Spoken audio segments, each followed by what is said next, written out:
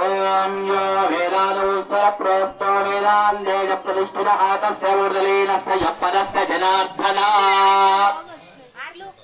నేత్రాజం యాగీజవాయ స్వాహా ఓం నారాయణాయ స్వాహా ఓం మాధవాయ స్వాహా ఓం గోవిందాయ నమః ఋగ్వేదాయ స్వాహా యజుర్వేదాయ స్వాహా సామవేదాయ స్వాహా అధర్వవేదాయ నమః అపవిత్ర పవిత్రవ సర్వావస్థాంగతోపి వా యస్వరే దేవదేవేశ సవాక్యభ్యసమృదుజిః గణానాన్తమాగణపతిం గమామహే కవిం కవీనా ఉపమశ్రవస్తవం జ్యేష్ఠరాజం బృంగళాం బృంగళస్పదాన్ శృణ్వన్నోదమస్యే దశాదనం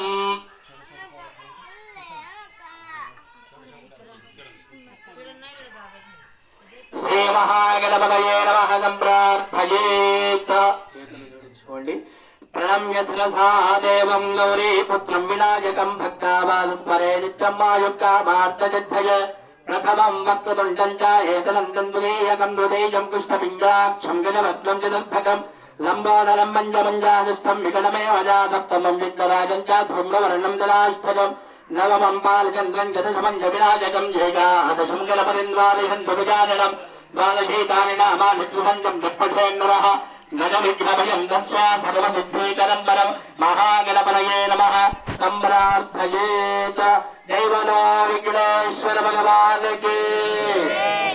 ఇంతమంది ఉన్నారు, జయకారం రావట్లేదు. ఉదయం నుంచి చెప్తూనే ఉన్నాము.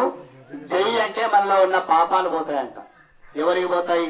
జై అన్న వాళ్ళ పాపాలు పోయి జై అనని వాళ్ళ తలపై వచ్చి కూర్చుంటాయి. కాబట్టి గట్టిగా చెప్పాలి, స్వామి అమ్మవారి కృపకు పాత్రలు కావాలి. జైవనో విఘ్నేశ్వర భగవానికి, గణేశ్ మహారాజుకి. ఇంతవరకు ఈ గోపుర శిఖర ప్రతిష్టా కార్యక్రమంలో మొదటగా గంగా పూజ చేసుకొని ఆ నీళ్లతోన గురువు పీఠానికి అభిషేకం చేసుకున్నాము. ఈ విగ్రహానికి జలాదివాసము, ధాన్యాదివాసము తరువాత మూడవ ఘట్టమైనటువంటి పుష్పాదివాసము, ఫలాదివాసము, శయ్యాదివాసం అనే కార్యక్రమం చేస్తున్నాం. ఈ కార్యక్రమాలు ఎందుకు చేస్తున్నాం? డైరెక్ట్ తీసుకొని వచ్చి గోపురం పైన పెట్టొచ్చు కదా అని ఒక సందేహం ఉంటుంది. ఇట్లే వెంకటేశ్వర స్వామి గుడికి వెళ్తారు అందరూ కూడా, తిరుపతికి వెళ్ళారు అందరూ కూడా.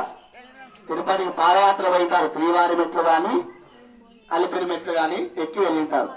అక్కడ మెట్ల మీద ఉన్న రాయి గర్భగుడిలో ఉన్న వెంకటేశ్వర స్వామి విగ్రహాన్ని అడుగుతుందంట, స్వామి నీవు రాయినే నేను రాయినే, మరి నిన్నేమో మొక్కుతున్నారు నన్నేమో తొక్కుతున్నారు ఎందుకయ్యా అని అడిగిందంట. ఆ మెట్ల మీద ఉన్నటువంటి రాయి గర్భగుడిలో ఉన్న వెంకటేశ్వర స్వామి మూర్తిలో ఉన్నటువంటి శిల్పాన్ని అడుగుతుందంట.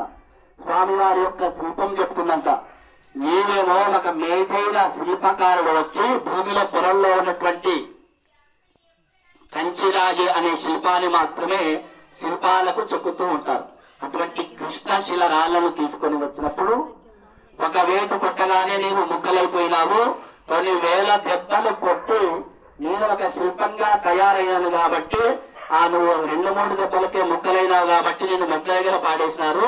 కొన్ని వేల లక్షల దెబ్బలు సుత్తితో ఉల్లితో నేను చెక్కుతున్నప్పుడు అవన్నీ భరించినాను కాబట్టి నేను అవి తట్టుకొని శిల్పమై శిల్పానికి జరిగినటువంటి జలాది ధాన్యాది కృత శయ్యాది రాజోపచార ప్రక్రియలతో శిల్పం నుంచి దైవంగా మారినాను కాబట్టి నిన్ను తొక్కుతున్నారు నన్ను మొక్కుతున్నారు అని శిల్పం చెప్తుందంట. అటువంటి ఒక ప్రక్రియలో ఈ లోహాన్ని భూమి పొరల నుంచి తీసి ఉంటారు.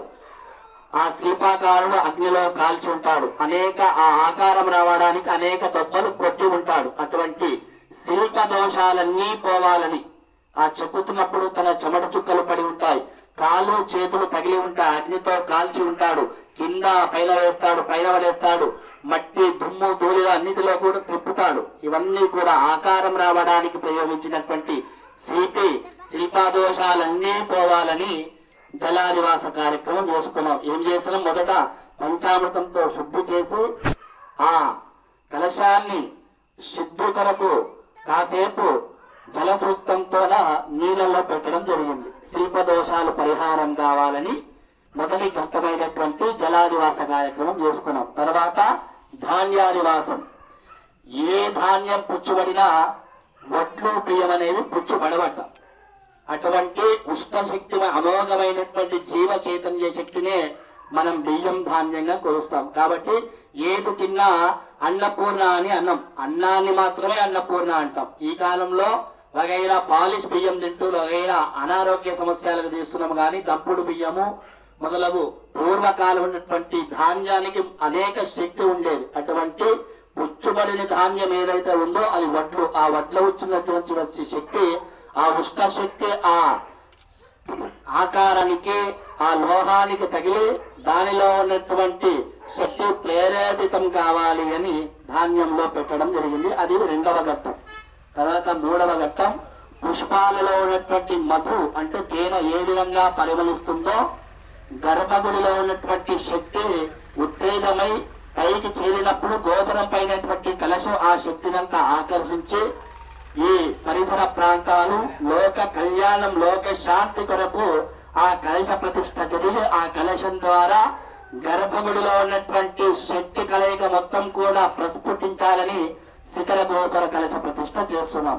ఆ ప్రతిష్ఠ చేసుకోవడానికి కోమలత అనేది కావాలి.